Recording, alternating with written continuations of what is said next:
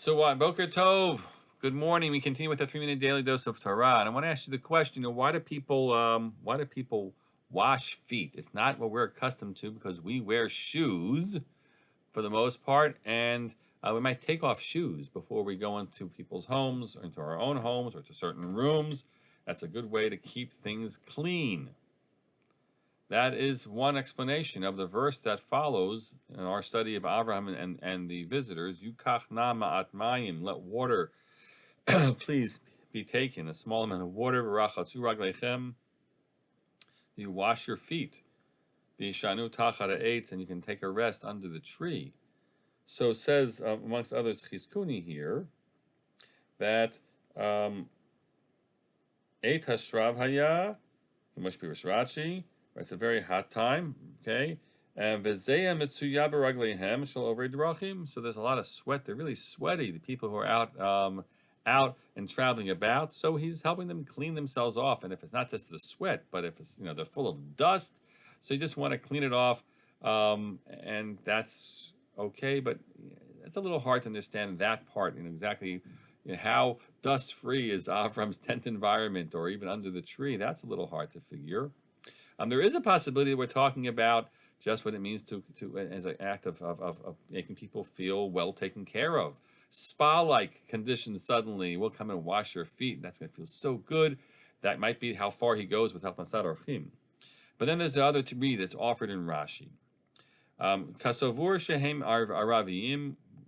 He thought of them as, this is a strange choice that's used here in the reference point that they are Arabs.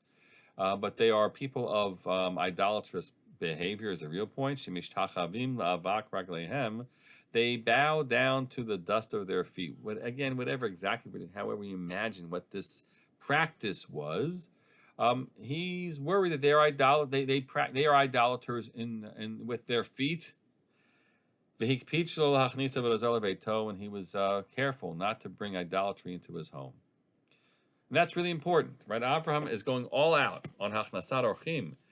It's important to him to be open and generous and welcoming, but there's an ad kan. There's a certain point, he says, but you have to come in on some terms of respect for the values that I have.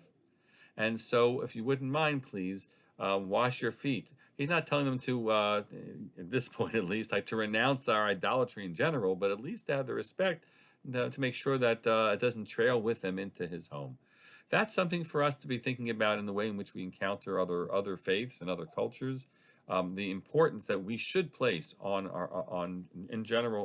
welcome and engagement and caring and kindness. At the same time, to be able to know what our boundaries are, and to ask them to respect us, even as we hope that we can respect them.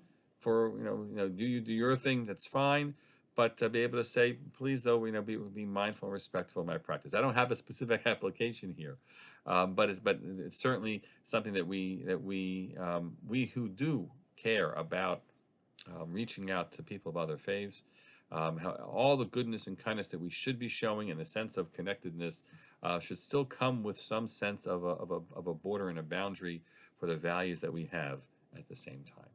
Have a great day.